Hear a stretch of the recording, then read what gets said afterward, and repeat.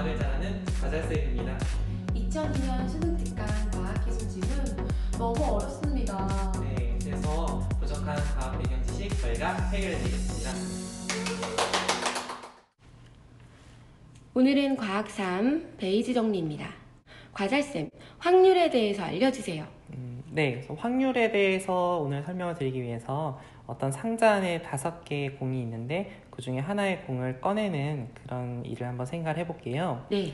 저희가 어떤 경우에 공을 뽑으면 1번 공이 나올 수도 있고 2번 공이 나올 수도 있고 해서 5개의 공 중에 하나가 나올 수가 있잖아요. 네. 그래서 이렇게 가능한 결과들을 모두 모아서 우리가 표본 공간이라고 불러요. 네. 그리고 각각 가능한 일들, 1인 공이 나오거나 4인 공이 나오거나 이런 것들을 각각 저희가 사건이라고 부르거든요. 네.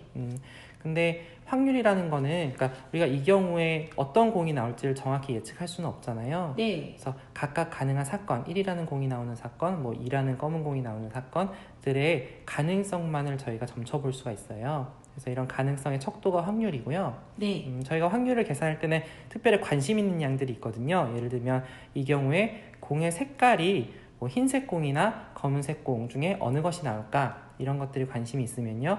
이때 가능한 그 일들을 우리가 모아서 결과라고 부르고 네. 그래서 이 각각의 결과들에 대해서 어떤 결과가 얼만큼의 가능성을 가지고 나올 것인가 하는 것들을 우리가 계산하는 거죠. 그래서 이 경우에 공의 색깔이 관심이 있다면 그렇다면 검은색 공이 나올 확률은 우리가 어떻게 계산을 하냐면요. 그러면 모든 가능한 사건들, 즉 표본 공간에 있는 사건들 중에서 우리가 지금 관심 있는 결과가 나오는 사건들이 얼만큼의 비율로 있는가를 우리가 계산을 통해서 가능성을 계산할 수가 있거든요. 네. 그래서 이 경우에는 5개의 가능성 중에서 2개의 사건들이 있으니까 그래서 5분의 2라는 값이 이제 확률이 될 거고요. 이런 것들 특별히 이제 저희가 P라는 기호를 이용해서 P하고 괄호 안에 들어가 있는 게 흰색이다, 검은색이다 하면 각각의 그런 사건에 대한 확률이 되는 거죠. 네.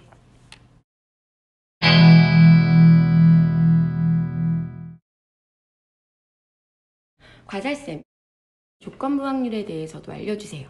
네, 조건부 확률에 대해서 설명드리기 위해서 어떤 개념을 먼저 말씀을 드려야 되냐면요. 네. 저희가 같은 표본 공간 안에서도 관심 있는 질문이 여러 가지일 수가 있다는 거예요. 네. 예를 들면 아까처럼 공의 색깔이 관심이 있어서 이게 흰색이냐 검은색이냐가 관심이 있을 수도 있고 혹은 공의 번호가 홀수이냐 짝수이냐 이런 것들이 또 관심이 있을 수가 있어요. 네.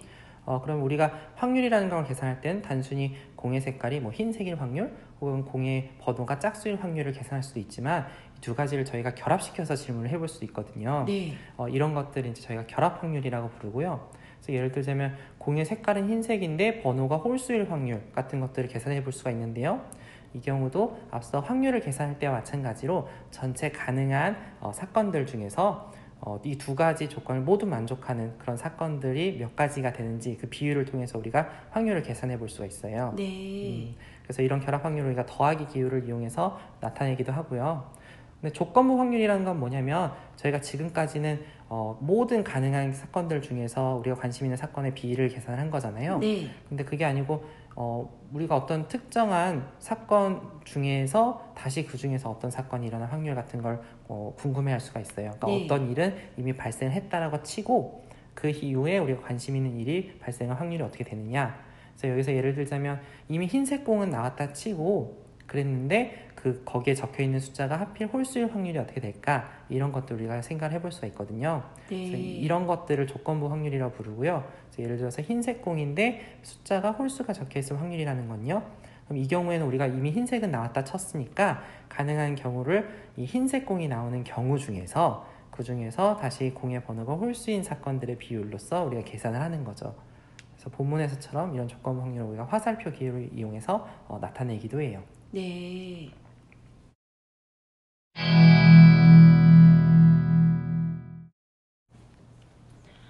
네, 오늘 지문이 너무 어렵습니다.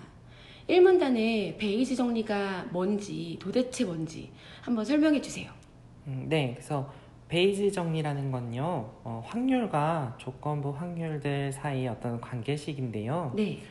저희가 지금 공의 색깔 그리고 공의 숫자 2가지에 대해서 지금 측정을 하고 있잖아요. 네. 그랬을 때 공의 색깔은 흰색인데 그리고 공의 색깔이 흰색일 때 홀수일 조건부 확률과 네. 공의 번호가 예를 들면 홀수인데 공의 번호가 홀수일 때 색깔이 흰색일 조건부 확률들 사이에 네.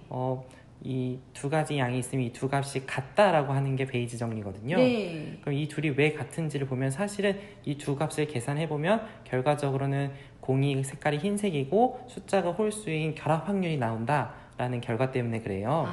그래서 이거를 그림으로 좀 더 설명을 드리자면요. 네. 먼저 공의 색깔이 흰색인 확률과 공의 색깔이 흰색일 때 번호가 홀수일 확률은 먼저 공의 색깔이 흰색일 확률이라는 건 전체 가능한 사건들 중에서 흰색인 사건의 비잖아요. 네.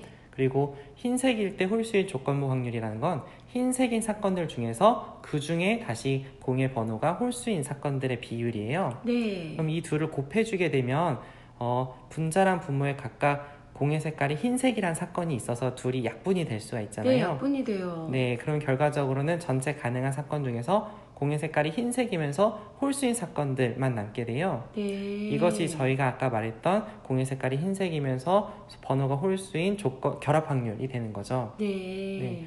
그럼 반대쪽에서도 한번 살펴보면 공의 번호가 홀수인 확률 그리고 공의 번호가 홀수일 때 색깔이 흰색의 확률들 곱도 다시 계산을 해보면요. 네. 그러면 이 경우에는 공의 번호가 홀수인 사건들이 각각 분자랑 분모에 나와서 또 약분이 되게 되고 네. 그래서 이 경우에도 분모에는 전체 가능한 사건 그리고 분자에는 공의 색깔이 흰색이면서 홀수인 혹은 그러니까 번호가 홀수이면서 공의 색깔이 흰색인 사건만 남게 돼서요. 그래서 이 경우에도 두 사건의 결합 확률이 되는 거죠. 네. 네, 그래서 이렇게 조건부 확률 사이에 그러니까 A라는 조건일 때 B라는 사건과 B라는 조건일 때 A라는 사건이 나오는 조건부 확률들은 어떤 이런 관계식이 나온다라는 거고요. 네. 그래서 이것이 베이지 정리인데 이런 베이지 정리가 중요한 이유는 결국엔 네 가지의 사건들이 이런 관계식을 만족하고 있으니까 그러니까 네 가지 확률들이요. 네. 그래서 이 중에 세 가지 확률만 알면 나머지 다른 하나의 확률도 우리가 계산을 통해서 알아낼 수가 있다라는 점에서 중요한 정리가 돼요.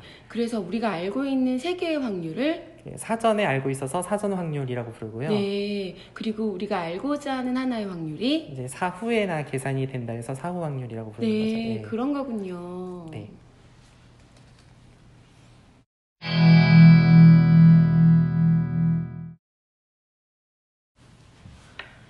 과잘쌤, 문제 3번에 스팸 메일 분류하는 게 너무 어려워요. 단순 베이지 알고리즘도 알려주세요. 네, 단순 베이지 알고리즘이라는 건 그 알파고로 유명해졌던 기계학습의 알고리즘 중 하나인데요. 네.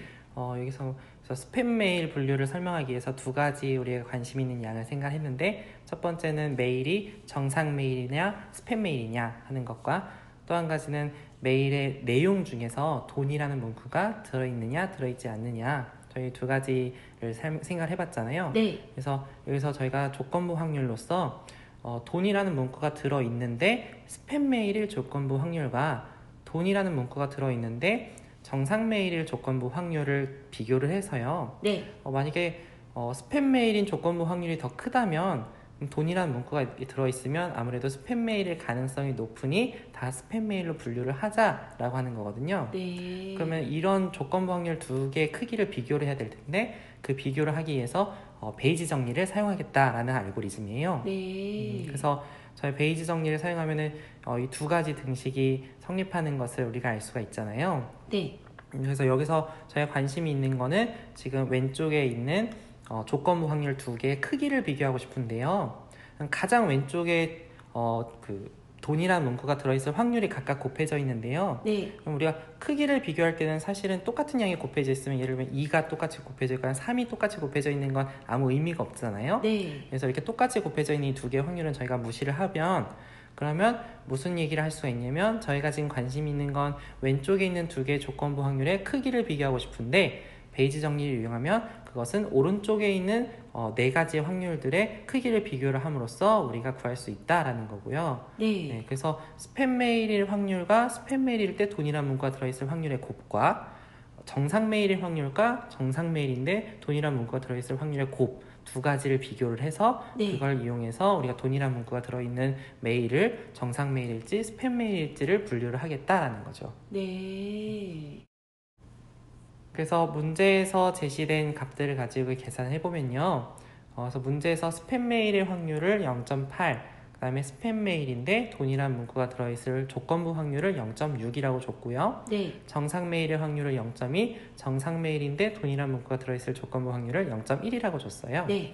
그래서 아까 전에 저희가 알고자 했던 값들, 그 확률들의 곱을 계산해 보면 스팸 메일과 관련된 확률들의 곱은 0.8 곱하기 0.6 해서 0.48이 나오고요. 네. 정상 메일과 관련된 확률들의 곱은 0.02가 나오겠죠. 네. 그래서 스팸 메일과 관련된 확률들의 곱이 훨씬 크니까 이걸 통해서 우리가 베이지 정리를 이용하면 돈이란 문구가 들어있을 때는 스팸 메일 조건부 확률이 정상 메일인 경우보다 훨씬 크구나 라는 것을 알 수가 있고, 그래서 돈이란 문구가 들어있는 메일들을 스팸 메일로 분류를 하겠다라는 거죠.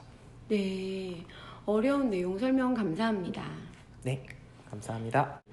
지금까지 과학 3 베이지 정리였습니다. 다음 시간에 만나요. 안녕히 계세요.